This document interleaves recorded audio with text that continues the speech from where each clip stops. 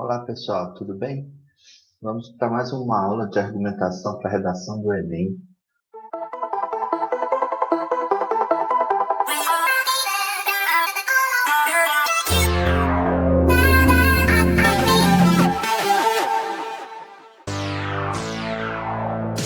Seja bem-vindo ao nosso canal. Já se inscreveu? Então se inscreva. Conto com seu apoio dando like nessa aula e sugerindo temas para que eu possa explicar aqui. Meu nome é Eduardo Souza e nesse canal eu sou seu professor.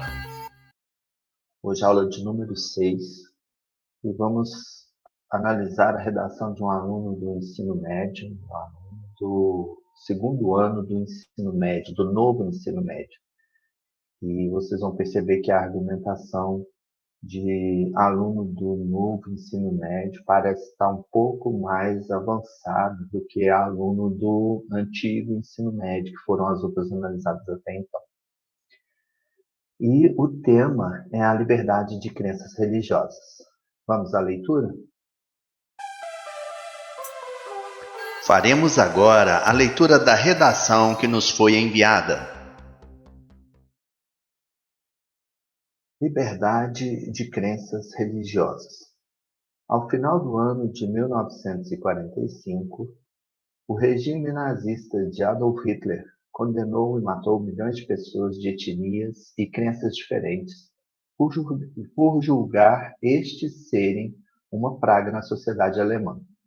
De maneira análoga a isso, atualmente é possível ver que, no Brasil, a liberdade de crença religiosa não é colocada em prática. Nesse prisma, destacam-se dois aspectos importantes: presença de um pensamento social retrógrado e negligência estatal. Em primeira análise, evidencia-se a presença de um pensamento retrógrado. Sob essa ótica, religiões afro-brasileiras são vistas como algo do inferno, sendo um pensamento totalmente errôneo. No entanto, não é razoável que ainda haja uma religião que subjugue as outras, tendo em vista que o Estado é laico e a intolerância de crença deve ser combatida. Além disso, é imperioso observar como a improficuidade estatal está presente como uma das principais causas da intolerância religiosa no Brasil. Na música Brasil de Quem, número 6, o cantor faz uma crítica às autoridades. Quando a religião de uma atriz africana sofreu represálias desumanas, sua resposta leviana foi: "Isso é mimimi". Sob essa ótica, a canção representa a realidade atual, tendo em vista que o Estado não dá importância necessária para casos de discriminação religiosa, fazendo com que a liberdade de crenças seja afetada por preconceituosos impunes. Depreende-se, portanto, medidas capazes de solucionar a intolerância religiosa no Brasil. Segundo Djamila Ribeiro, para pensar soluções para uma realidade, deveremos tirá-la da invisibilidade. Portanto, o Estado deve promover palestras por meio de escolas, local de alto convívio de jovens e estudantes, a fim de conscientizá-los sobre as formas de combater a intolerância religiosa. Dessa maneira, haverá mais informações sobre o preconceito religioso. Bom, eu quero fazer uma correção aqui. Essa redação é de uma aluna do novo ensino médio, do segundo ano do novo ensino médio. Veja que o vocabulário, né, dessa aluna é bom, né, tá um vocabulário amplo e com palavras difíceis, né, que sendo usadas de forma correta é muito bom. Negligência, retrógrado, improficuidade, são algumas das palavras que a gente pode ver nesse texto. Então, tem várias palavras aí que são sofisticadas, né, para serem usadas aí numa redação. E isso é importante quando você sabe palavras bonitas, boas e exatas, usam no verdadeiro sentido, no sentido exato. Isso faz com que o seu texto fique mais claro e mais requintado, né? Vamos pegar o parágrafo inicial. Dentro daquela regra, né, que no parágrafo inicial você percebe que a pessoa já põe o tema e já propõe algum tipo de argumentação, já acena para algum tipo de solução que depois vai ser desenvolvida. Então ela dá um exemplo. Primeiro ela coloca um exemplo, que é o final de 1945. O regime nazista condenou milhões de pessoas de etnias e crenças diferentes. Esse e crenças aqui ele é fundamental, por julgar estes serem uma praga na sociedade alemã. E aí esse exemplo veio para reforçar já a ideia inicial dela, que de maneira análoga a isso análoga também é um vocabulário requintado, né, de analogia. Atualmente é possível ver que no Brasil a liberdade de crença religiosa não é colocada em prática. Então, esse é o ponto central dela. Ela fez um parágrafo sofisticado, né? Porque geralmente você põe a ideia primeiro, dá um exemplo e aponta possíveis argumentos ou soluções num parágrafo.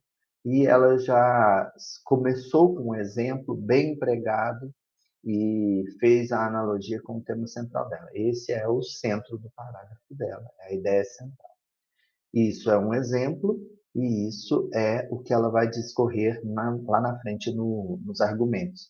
Ela fala, nesse prisma destacam-se dois aspectos importantes, que são os dois argumentos que ela vai desenvolver. A presença de um pensamento social retrógrado, esse é o primeiro ponto. E depois a negligência estatal, que é outro ponto. São dois argumentos bons. Se quiser pôr três, tudo bem, mas não tem necessidade. Dois bons e sólidos, bem desenvolvidos, é o suficiente, porque o primeiro parágrafo dela já tem um exemplo que é em si mesmo um argumento também, né? Como que ela vai desenvolver, então, a primeira análise? O pensamento social retrógrado.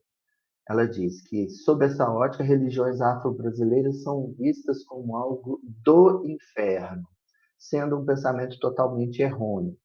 No entanto, não é razoável que ainda haja uma religião que subjugue as outras, tendo em vista que que o Estado é laico e a intolerância de crenças deve ser combatida. Ela dá o argumento, o pensamento errôneo, né?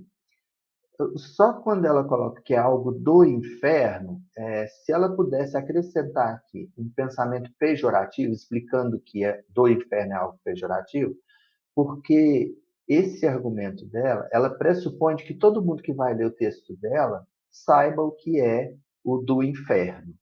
Mas vai que alguém que é de uma outra religião não tem esse conceito tão claro, né? Como do inferno. Apesar de que é quase que senso comum do inferno.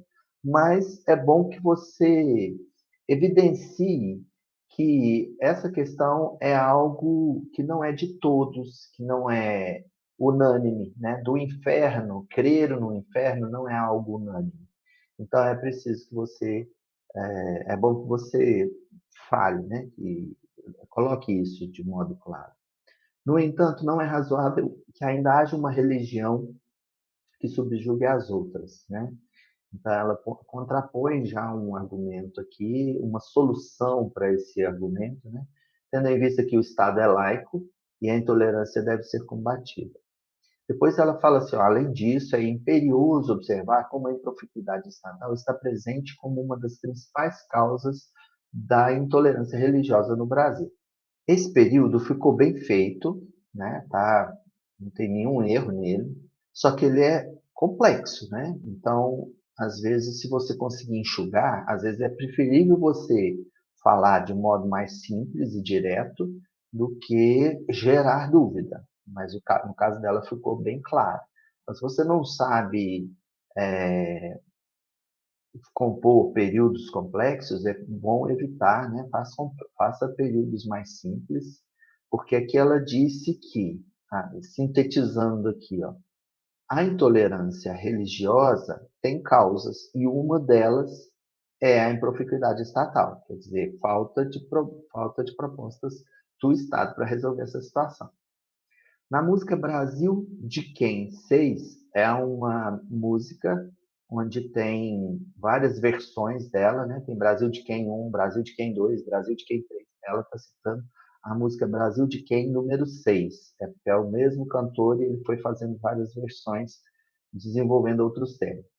Nessa ele faz uma crítica às autoridades. Aí fala, quando a religião de matriz africana sofreu represálias desumanas, sua resposta leviana foi, isso é mimimi. Então, ela citou, é uma fonte jovem, é uma fonte do arsenal dos jovens de hoje, né? Do repertório do arsenal é pior, né?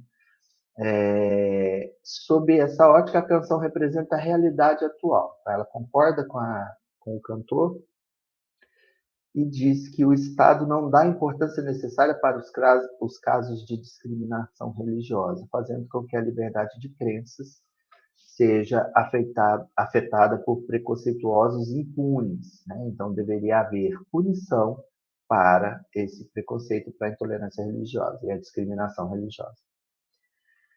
São conceitos importantes aqui, ó. Discriminação é um conceito, preconceito é outro conceito, né? Para quem estuda sociologia, sabe que essas situações são diferentes. Então, discriminação é um ato e o preconceito é mais na cabeça e nos pensamentos, né? Às vezes não chega a se traduzir em ato. E a intolerância religiosa, que é outro conceito diferente, né? Que é diferente da discriminação e é diferente do preconceito. São conceitos diferentes, similares, parecidos, mas há pequenas nuances que definem um e outro. Depreende-se, portanto, medidas capazes de solucionar a intolerância religiosa no Brasil. E aí, essa frase eu não gostei muito ficou, depreende-se, portanto, que há necessidade, né, de medidas capazes de solucionar a intolerância religiosa no Brasil. Eu entendi dessa forma. Então, talvez faltou alguma coisa aqui para que ela ficasse mais clara. E aí ela cita de Djamila Ribeiro. É um bom tema para ser tratado, principalmente quando se fala de racismo religioso, né? Djamila Ribeiro fala de várias questões relacionadas ao racismo, inclusive sobre a intolerância religiosa. E aí, que no caso de religiões de matriz africana, se torna também uma prática de racismo religioso. E ela diz, para pensar soluções para uma realidade, devemos tirá-la da invisibilidade. É um argumento bom, né, da Djamila. Você fazendo com que as pessoas vejam que algo está acontecendo, já faz com que as pessoas comecem a pensar em soluções. Então, tirar da invisibilidade é um ponto importante. Portanto, o Estado, tentando usar o argumento da Djamila, deve promover palestras por meio de escolas, um local onde há um alto convívio de jovens estudantes, a fim de conscientizar sobre formas de combater a intolerância religiosa. Dessa maneira, haverá mais informações sobre o preconceito religioso. Ela propõe uma solução prática para um problema real. E deu argumentos sólidos que isso existe, realmente ela comprovou, através dos seus argumentos, que existe no Brasil esse processo, que está na própria cultura, né? Cantores, artistas têm falado sobre isso, escritores têm falado sobre isso, então é uma argumentação muito boa, um texto muito bom, Liberdade de Crenças Religiosas, da minha aluna do segundo ano.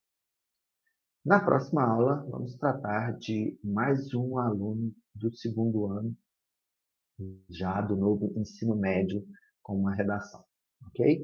Um abraço e até a nossa próxima aula. Se você chegou até aqui, é porque você assistiu uma aula completa. Obrigado pela sua atenção. Aguardo seus comentários e suas sugestões. Até a próxima! Meu nome é Eduardo Souza e nesse canal eu sou seu professor.